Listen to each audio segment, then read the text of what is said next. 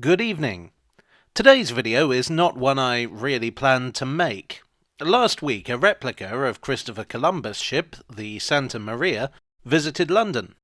I was filming near St. Catherine Docks, and I thought I'd pay it a visit, and I figured, since I'm here, I might as well film it. That's just my life now. Now, I do like an old sailing ship, but I must admit I don't know much about sailing ships, so I guess we're both learning here. The ship was moored at St. Catherine Docks, which at one time were important docks for London. But as you can see, they aren't exactly built to take big ships. They were one of the first lots of docks to close, and the first to get redeveloped. They're now a marina/commercial/residential space. I am planning a video on the whole redevelopment of the docks, but don't hold your breath on that, it's a big topic. Anyway, these days, there are a few vessels of significance here. These Thames barges were once a mainstay of traffic on the river. And here's the royal barge, Gloriana. The Santa Maria is a now, spelt N-A-O. I'd never heard of a now, but it turns out it's just Spanish for carrack. I could have studied Spanish, but I took Latin instead. Nihil me penitet. This is also why I am undoubtedly going to punish the Spanish pronunciations in this video. If you're curious as to what a carrack is, it's a kind of cargo ship that first showed up in the 14th century. They typically had 3 or 4 masts, and they were built for oceanic travel rather than coastal. They were a mainstay of what we call the Age of Exploration. Really though, the Age of Exploration was less about discovery and more about trade. The Spanish and Portuguese were expanding their economic sphere of influence ever further, and ships like this, larger and more resilient than the caravels that came before them, were an essential part of that. The Santa Maria, or to use its full name, here we go, La Santa Maria de la Inmaculada Concepción, was a second-hand ship originally named La Gallega. It was the largest of the ships used by Christopher Columbus in his first expedition to the New World. It was accompanied by the caravels Nina and Pinta. Now, I think everyone knows the basics of the Columbus story. In 1492, Columbus set out on a voyage to find a sea route to Asia, or the Indies as it was known back then. Instead, he ran into an entirely new continent. Thus, he is commonly credited with discovering the Americas and inspiring centuries of jokes about men not being able to ask for directions. Of course, these days we know that things were a lot more complicated. For one thing, he wasn't actually called Christopher Columbus. There is a lot we don't know about his early life. He was probably born in Genoa and moved to Spain in 1477. In Spanish, he's known as Cristobal Colón, though his original name was Christopher Colombo. Columbus never reached the main landmass of America. He visited what's now the Dominican Republic and what was probably San Salvador Island.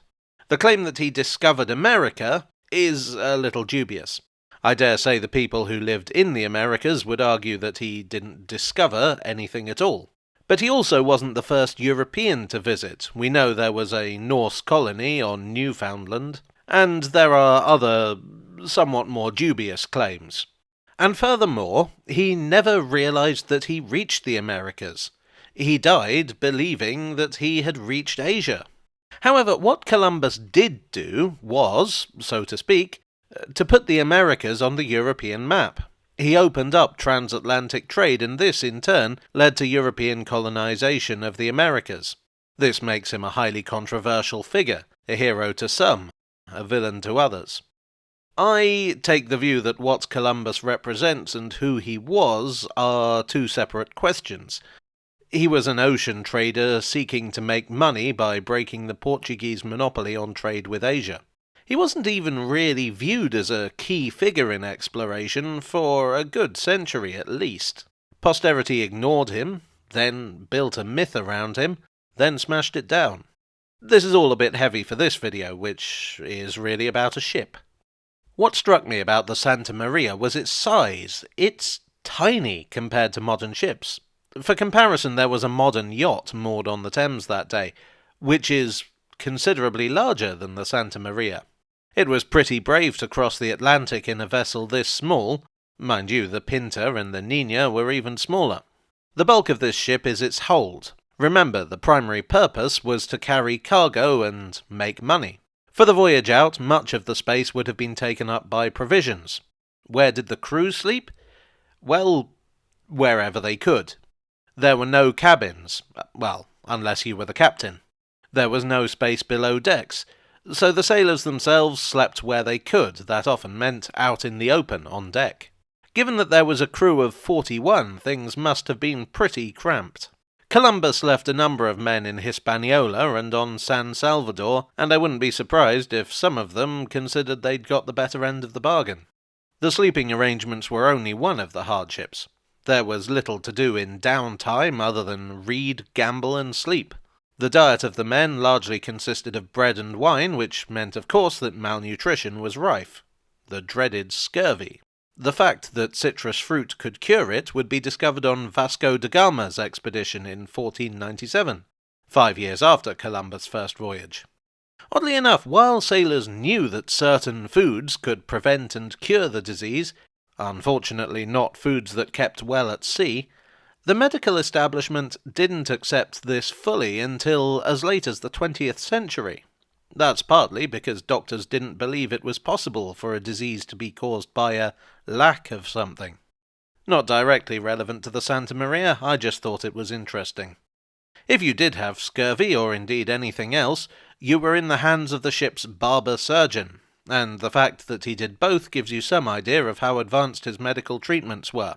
I've had some bad haircuts in my time, but they've never taken a leg off. Navigation, too, was primitive. The crew had only the most basic instruments. Steering was done via this stick here, known as the whipstaff. The Santa Maria predates the invention of the ship's wheel. Under such conditions, it's amazing that anyone got across the Atlantic in one piece. Still, they did. Well, many of them. Ships like this changed the world. They would be superseded in the 17th century by more advanced and more specialized vessels. We can make a direct comparison with one of those vessels. The replica Spanish galleon, the Andalusia, visited the same dock a little while back. Sir Francis Drake would be turning in his grave.